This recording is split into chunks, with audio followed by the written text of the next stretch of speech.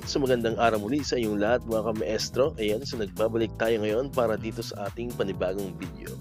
Ang video natin ngayon mga ka-maestro ay tungkol dito sa 5K pera increase, no? Sa lahat po yan na government employee. Yan po ay ayon dito sa Senate Bill number 2562. Pero bago natin alamin ang buong detalye niyan, kung bago ka pa lang dito sa aking YouTube channel, huwag mong kakalimutan na mag-like, mag-comment, mag-share at syempre i-subscribe mo na rin itong ating YouTube channel, El Maestro Sir Anton Official. Ulitin ko po, pag-search lamang sa inyong mga browser, sa inyong mga Google, ang El Maestro Sir Anton Official at lalabas na po itong ating channel. Pakiclick po ang subscribe button kasi libre lang naman po yan, wala pong bayad, and ang notification bell button, pakiclick na rin po para ma-notify kayo. Always updated kayo every time na may mga bago tayong upload na video katulad nito. Okay, so nabanggit ko na kanina ka-maestro, ang pag-uusapan natin ngayon itong bagong Senate Bill 2562. Ito po ay tungkol sa 5K pera increase sa lahat po yan ng government employees. Ayan. So ito po yung bill po na inihain ni Senator Joseph Victor G. Ejercito. Ayan. Ang title po ng bill na yan ay Increasing the Personal Economic Relief Allowance. Ito po yung pera, no, granted to government employees to 5,000 pesos, appropriating funds therefore. Ayan, ito po ay natanggap po ng Senado noong February 22, 2024. Ayan. So alam naman po natin na ang ating kasalukuyang perang natatanggap ngayon ay 2,000. Ayan. So nandito po nakalagay.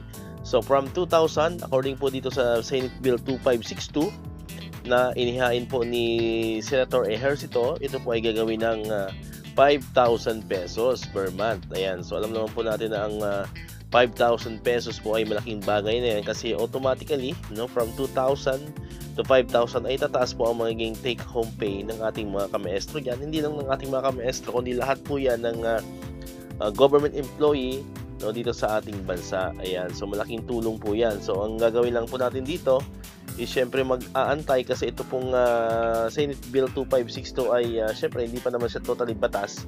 So hindi pa po siya may implement. So ang atin pong panalangin dyan, sana ay ma-actionan po agad yan ng Senado, no? Ma-actionan agad ng Senado para kung sakaling matuluyan at maipasa bilang isang batas at mapirma ng ating Pangulo ay agad-agad po yung may implement sa atin at ang atin pong pera ay magiging 5,000 pesos na. So as of now, no, hindi pa po siya batas, so hindi pa natin siya matatanggap kasi baka magkaroon na ng kalituhan, no, sa ating mga viewers diyan, sa ating mga manonood. So ito po ay bill pa lamang. So ipanalangin po natin na sana po ito ay magkaroon ng realization into law, no, para talagang matanggap natin itong ating 5,000 pera, no, sa lahat po yan ng government employees. So ito po yung kabuuan ng ating ng nilalaman po ng Senate Bill 2562. Ayan, so hindi ko na po yan iisa-isahin.